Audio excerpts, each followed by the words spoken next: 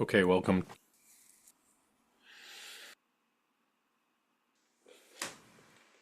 All right. So today we're going to continue with the trauma sensitive mindfulness.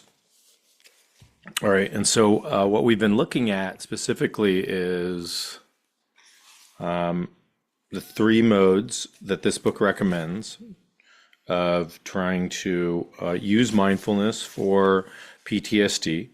Not only did they define mindfulness using John Kabat-Zinn definition, paying attention in a particular way on purpose in the present moment and non-judgmentally, and well, what non-judgmental attention is, and then using the three facets of mindfulness, which includes attention, sort of thoughts, body awareness, so sensations, and emotional regulation. Emotions, so thoughts, sensations, and emotions, and looking at regulating our attention, bringing in body awareness. And then today is emotional regulation. So if you missed any of this, there were recordings on this. We'll put them up on YouTube. And so essentially the way that he describes this work using mindfulness for this is that through the practice of mindfulness, we use attention regulation, body awareness, and emotional regulation. And with that, with all three of those facets, we create self-regulation, that we have an element of self-regulation that comes. Okay. And that's one of the important things. So today we'll be talking about emotional regulation and also something else. 2 months after we'd started our individual work, Nick intercepted a wave of extreme agitation at home. He and Tara were on the couch having a discussion about whether they should have a second child, and Nick suddenly became triggered. He felt his face flush with heat and his heart rate began to soar. Memories then flooded in, the image of his father slapping his younger brother, for example. The helplessness and terror he felt inside began to engulf him, and an internal narrative of self-blame took over. I couldn't protect him, I couldn't protect him, I couldn't protect him. Nick stood up and walked to the window, concentrating on the feelings of his feet on the ground. He was able to stay present, even curious about what was happening. After a few breaths, he realized that he was feeling terrified. His churning stomach and anxious stream of thoughts had given it away. Noticing this, his desire to yell diminished, and he turned around and went back to Tara. I want to talk about this, he said softly, meeting her eyes. And I'm also afraid. I suddenly started thinking of my father and what it means to have a bigger family. I'm scared of the pressure and just need a bit of time to work this through. Tara stood up and gave him a hug. She had endless patience when he could communicate this way. Nick's progress reflects the connection between mindfulness and emotional regulation. Our ability to influence how we experience our emotions and how we express them, and how they are expressed. We can do this in many ways, from deciding where we'll direct our attention to taking a deep, calming breath. All of these adjustments affect how we experience and express our emotions, and by extension, how we experience life. Research has confirmed that mindfulness supports emotional regulation in multiple ways. By virtue of paying close, non-judgmental attention to their inner world, people who practice mindfulness are more self-responsive to their own emotions and can even have less emotional exhaustion. There's that regulation, right? How many of us feel exhausted by being stressed or by being angry or by holding that terror inside of us? Mindfulness also increases the capacity to be present with challenging emotions and thoughts without overreacting. We practice recognizing our emotional state and responding to it with choice instead of reactivity. Right? Notice that statement. Okay. We practice recognizing our emotional state. Right? That's number one. We practice recognizing our emotional state. Well, how do we practice recognize our emotional state? Well, we can simply ask ourselves, what do I notice? Right? What's going on for me right now? And being honest about it, being open, being curious. Still in a non-judgmental way. In addition to these three components of mindfulness, attention regulation, body awareness, emotional regulation, there are two additional benefits of mindfulness for survivors that I'll introduce through Nick's story: dual awareness and exposure. These two benefits are a kind of emotional regulation, but warrant their own explanations. And that's why I said we're going to talk about a little bit more. The dual awareness is the part that we're going to discuss today. Okay. So the important part about the emotions, right, is many of us have very strong emotions and they tend to overwhelm us. Oftentimes, there's many parts of the brain that are closely integrated with mindfulness practice, specifically parts of the amygdala with emotional regulation.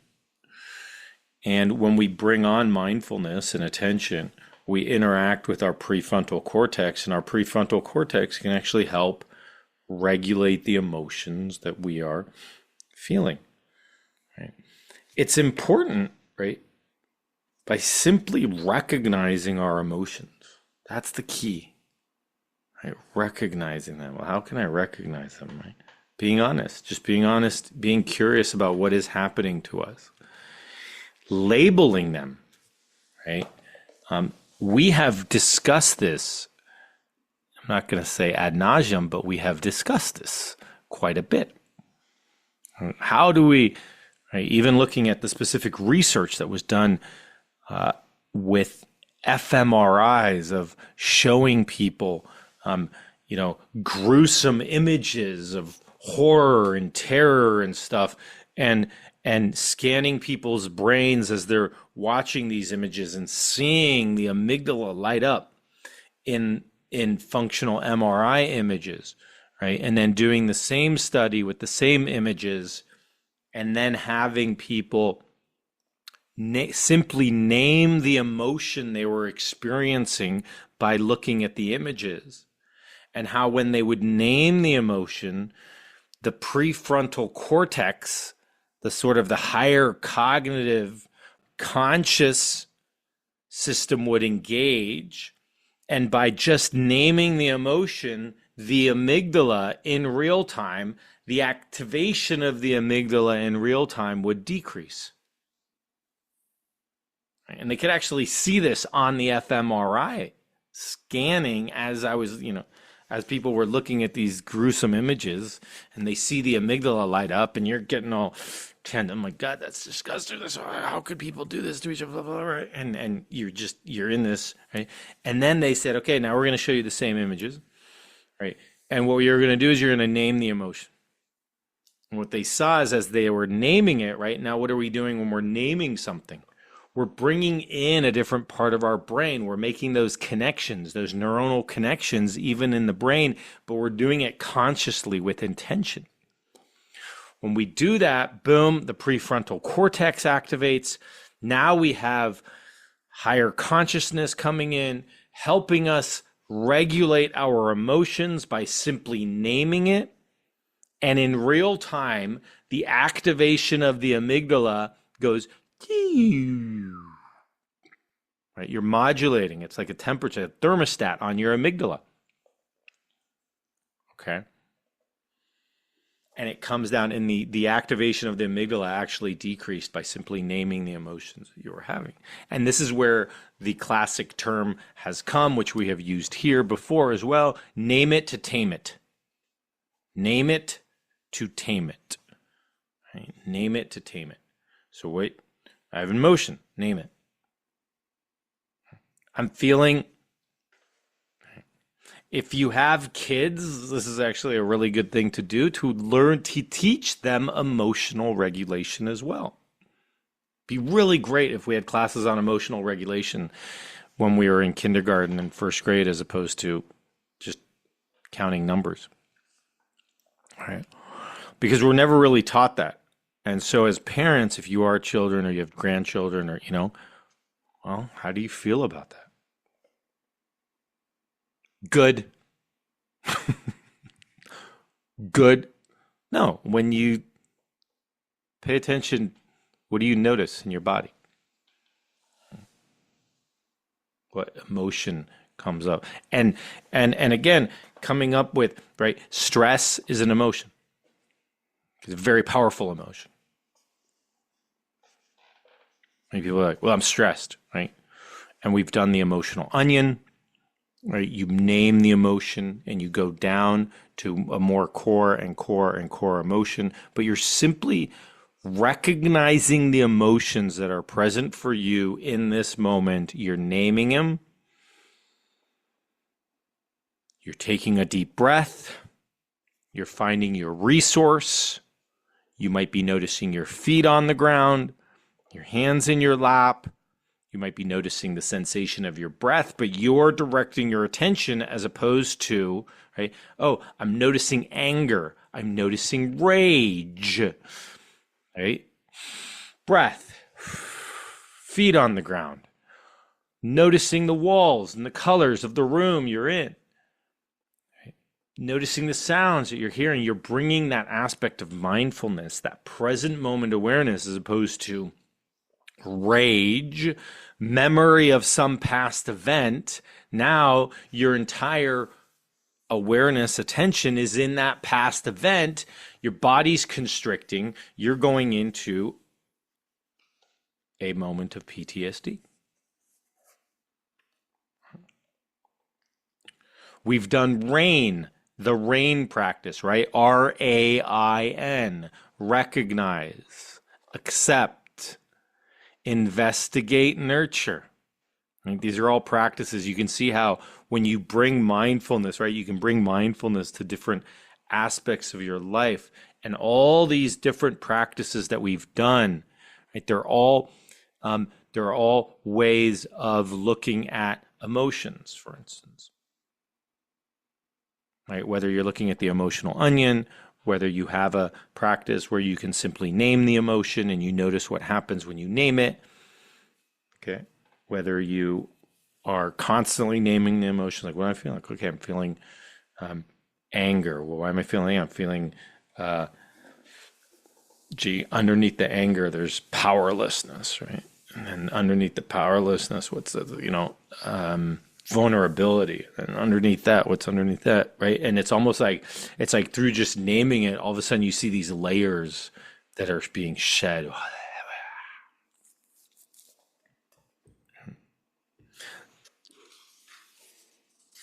So we're going to look at dual awareness. Dual awareness. You may recognize, I'm going to read this part, and then you may recognize how we've done this in the past as well. When you're suffering under the weight of traumatic stress, it's hard to focus on anything else. Barraged by disturbing memories, gut-wrenching physical sensation, and traumatic reminders in the external world, survivors can end up hyper-focusing on stimuli that come to dominate their world, right? Do that.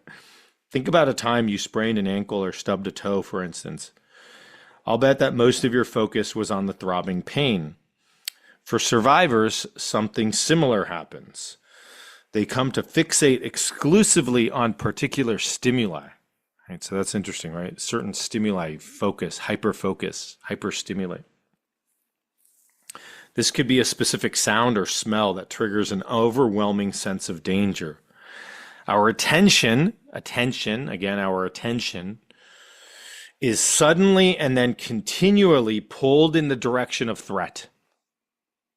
Even though there's no threat, right? You smell something, oh, right, and it brings you back to that moment, whatever that moment was.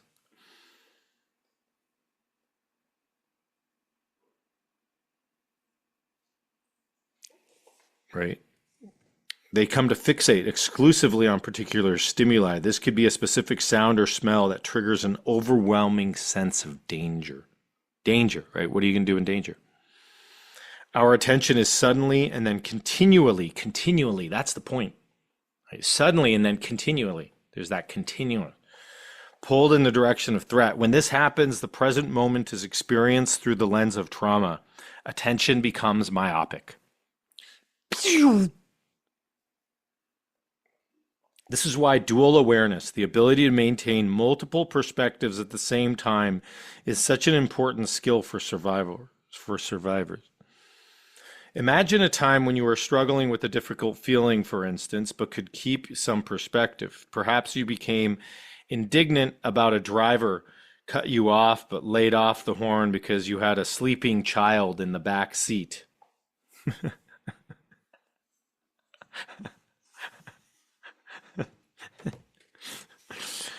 This is what survivors need when they're working with unintegrated trauma. They need to be able to pay attention to demanding stimuli while maintaining some awareness of a larger context. If they're having a flashback, they need to know they're re-experiencing a trauma from the past in the present moment instead of actually being there. This is really hard. It's really difficult, right? Because everything, that myopic attention does not allow you to do that very easily, right? So when I say that, don't think that if you are experiencing this, that this is easy to do. Okay. If they're having a flashback, they need to know they're re-experiencing a trauma from the past in the present moment instead of actually being there. This can give them just enough space to avoid continual overwhelm.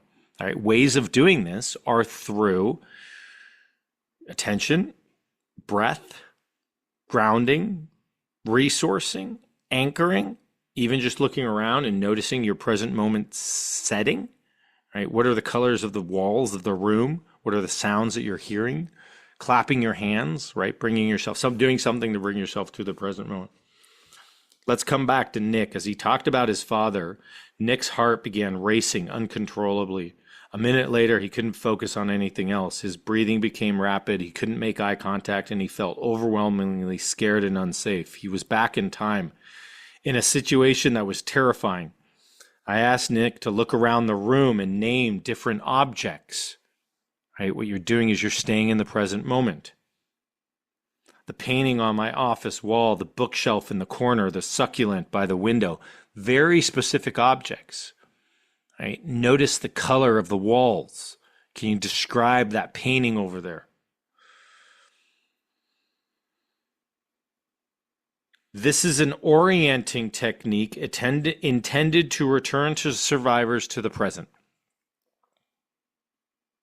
Orienting, anchoring, resourcing. I remember we talked about the rudder on the ship, right? We choose with that rudder. Oftentimes there's such a strong sense of trauma that's pulling us away that we need to adapt the ability to use the rudder to say, I'm in the present moment. Look at my room. Look at this. Feel my feet on the ground. Take a deep breath, right? Or doing a combination of all this, right? I then encouraged him to notice that his father was not in the room. Once he did this, I had Nick complete a series of sentences to help support his dual awareness. Right now, Nick eventually said, I'm feeling afraid and sensing my heart beating fast because I'm thinking of my father. At the same time, I'm looking around and see that there is no imminent danger to me in this moment. Eventually, he made eye contact with me and I could see that he'd returned. He knew he was in the present moment and that he'd been having a flashback. This is what I experience at home, he said, but I never get to stop and realize what's actually happening. In her description of dual awareness, Rothschild distinguishes between the observing self and the experiencing self. The experiencing self is our internal sense of trauma. For survivors, often the stark visceral signs of traumatic stress. Nick's experiencing self was alarmed, with his heart racing and his breath shallow and rapid. Right? So this is the experiencing self. The observing self, meanwhile, has some distance from the experience. We witness what's happening rather than becoming overwhelmed by it. Nick's observing self had come back online when he realized what was happening. He knew that he wasn't in front of his father. He was in my office having a traumatic memory. Mindfulness strengthens the observing self and, by extension, one's capacity for dual awareness. Mindfulness strengthens the observing self. Even the practice of mindfulness, of just noticing what is happening in this moment, what you're noting, how many times? Become the observer. Become witnessing present. Right? What are you witnessing? What are you observing? Right? And we've done numerous practices where can you see the thought forming, but are you the thought? No, I can kind of see it. It's almost kind of like this bubble, right? Like Garfield, old school, like Garfield cartoons. I wanted to be a bubble and Garfield was talking. You're like, that's me. I'm Garfield. I really like lasagna too. Mindfulness strengthens the observing self and, by extension, one's capacity for dual awareness with practice. Practice. With what? Practice. With what? Practice. With what? Practice. Okay, good. Got that down. Survivors can learn to witness their experience without becoming identified with it. All right, another key language around the mindfulness world. Right, is you recognize your experience, you recognize your thought without being identified by it. You recognize the emotion without being identified by it. You recognize the sensation without being identified by it. Right? I recognize my graying hair without being identified by it. Okay, or my increased wrinkles on my face without being identified by it. Right? Same. By maintaining awareness of two things at the same time, and with the help of a skilled guide, they can experience traumatic stimuli while keeping one foot planted firmly in the present moment.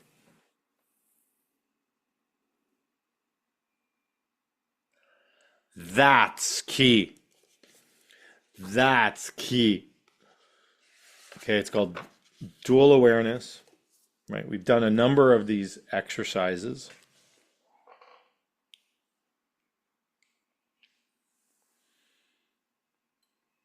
Maintaining your awareness on two things simultaneously. Right? If you're doing the practice, do you need to do it on something traumatic? No. Right? You do it on two things that might be resourcing for you. Maybe you feel your feet on the ground and that's resourcing, but you also notice your breath. All right, maybe you notice your feet on the ground while you're also noticing your hands in your lap. Maybe you're noticing your feet on the ground while you're having an emotion of gratitude, or you're repeating a phrase of gratitude, or a mantra of love and health and wealth, well-being.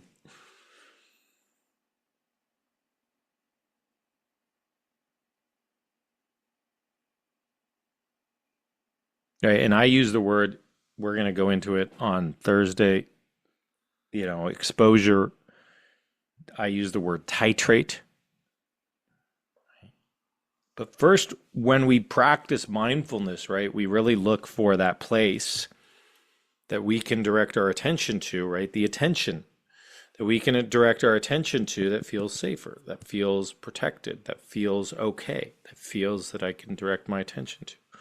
Right? That's the attention. That's the attentional part. That's really important, because that's, to me, especially with trauma, that's what the first step of self-regulation, because our attention goes boom, and once our attention goes, we're off. Right? So it's finding that place that, okay, where can I place my attention repetitively over and over again? And does this involve practice? Yes. Okay, and then splitting, and then learning, right, not only the body awareness part, the emotional regulation, but then also having this capacity to integrate. Right? How do we integrate the trauma? Well, we have the capacity to, when we notice it's happening, we observe it from the present moment. And whatever orienting techniques or anchoring techniques or resourcing techniques or anything like that, that's the important thing to start developing. is what are my orienting techniques? What are my anchoring techniques? What are my resourcing techniques? Okay. We're all getting into conversations where possibly we might be triggered. Something happens, right? We notice the rage. We notice the emotions bubbling inside like a pot of boiling water, right? Is the kettle going to explode? Right? The water's boiling. If you don't get the kettle off the thing, it's going to explode. And literally, right? You lost your mind. Right? We even have emojis, right? Don't we have emojis? What does the emoji look like? The guy's head's blown off and there's a, right? Okay, it happens. And so having techniques that not only help us anchor, orient, resource, whatever you want to call it, as well as, right, they're going to call it exposure, we're going to call it titrating, whatever you want to call it, that you expose yourself slowly to those traumatic events and lead to healing, that you can actually lead to healing.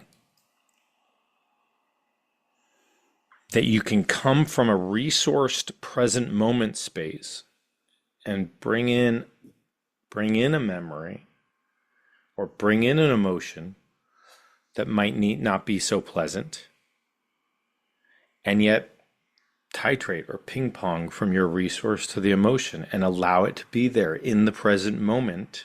You're sort of accepting it. You're sort of allowing it. You're saying, oh, wow, I am noticing rage right now. I am noticing a tightness, but I'm observing it. Okay.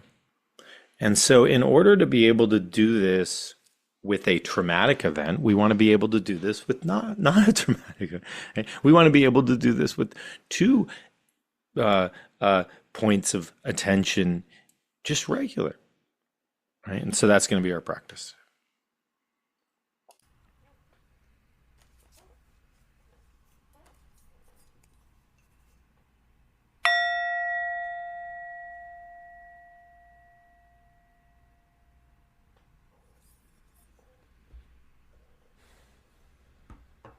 Okay, so let's find a comfortable posture. A posture we feel relaxed yet alert. Closing your eyes if you feel comfortable closing your eyes. If not, having a soft downward gaze as you're gazing off on the horizon.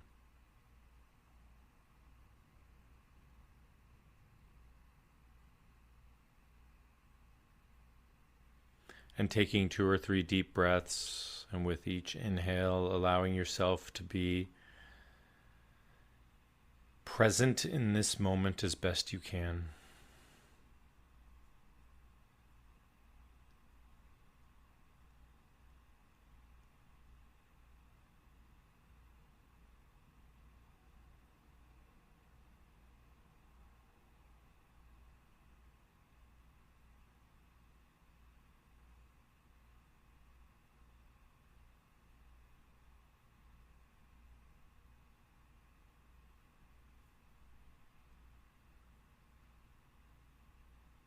And bringing your attention to your anchor or resource, a place that you can direct your attention to that you feel safer.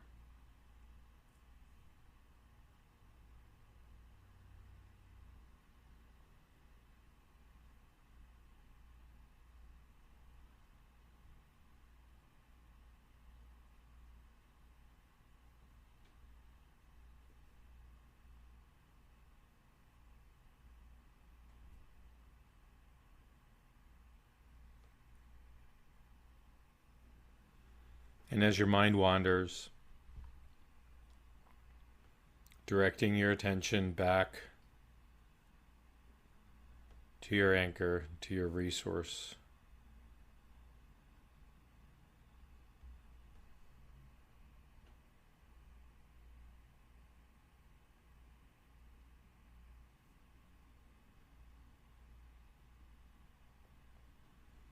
And this is your practice over and over and over again.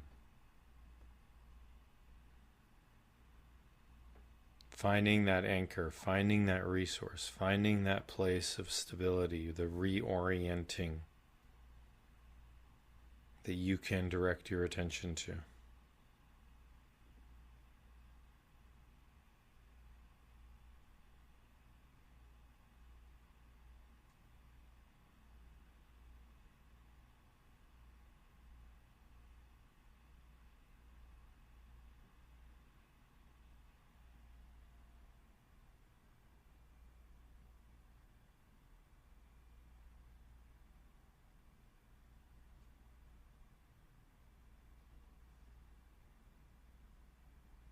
Coming back to your anchor over and over and over again.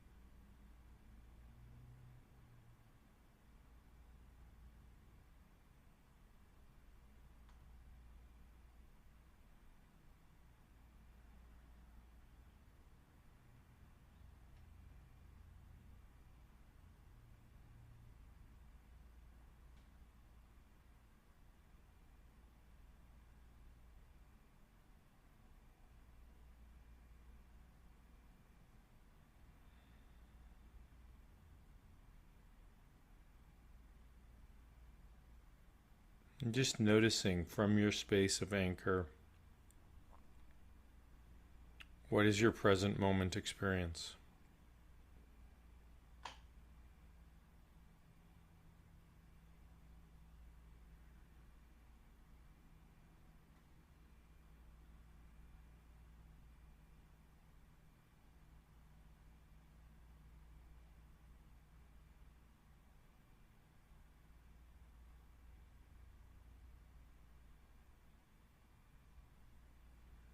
What is present for you in this moment?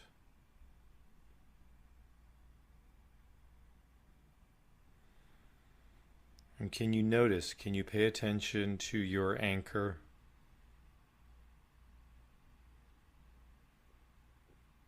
Or resource? And pay attention to your present moment experience.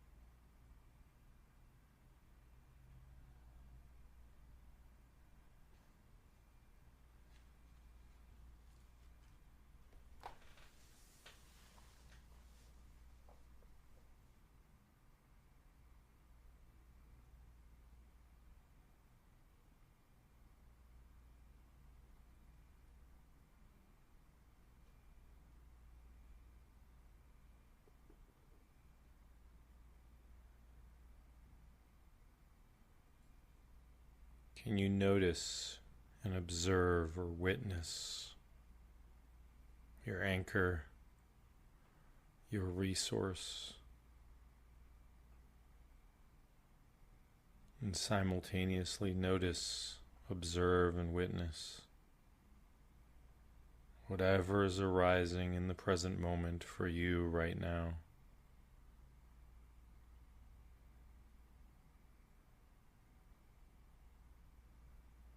If that's challenging to do, use another point of attention for you to practice this dual awareness.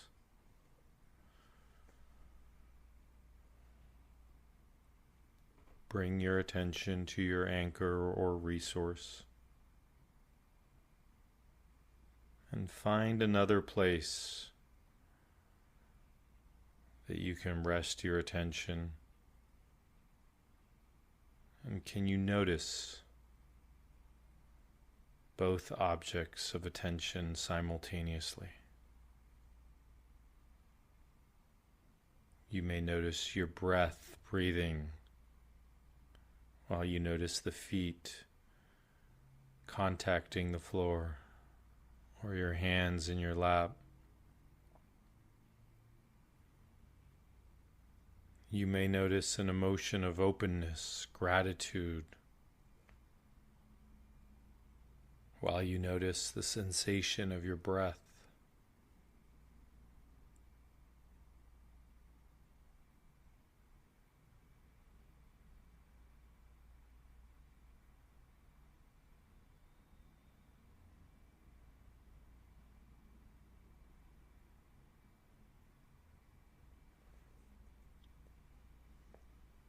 Practicing this aspect of dual awareness,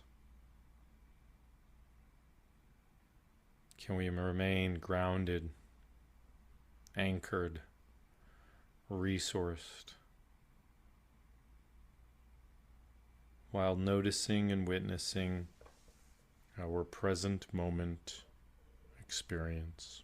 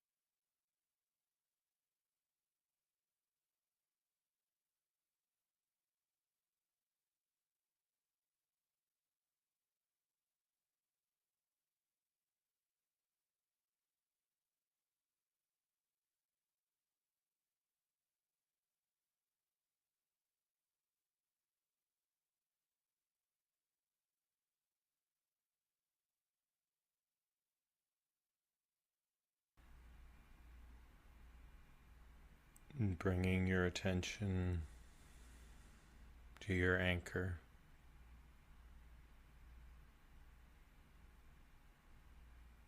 Your resource.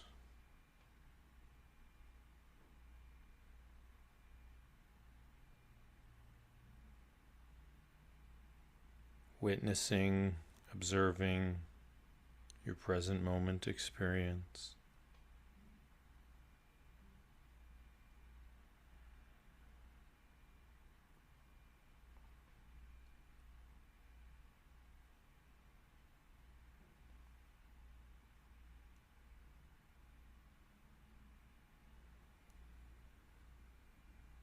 And taking 2 or 3 deep breaths.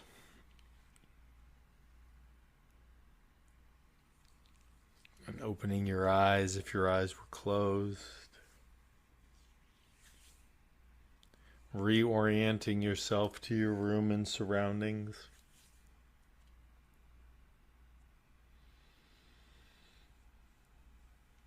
Stretching or moving if you need to stretch.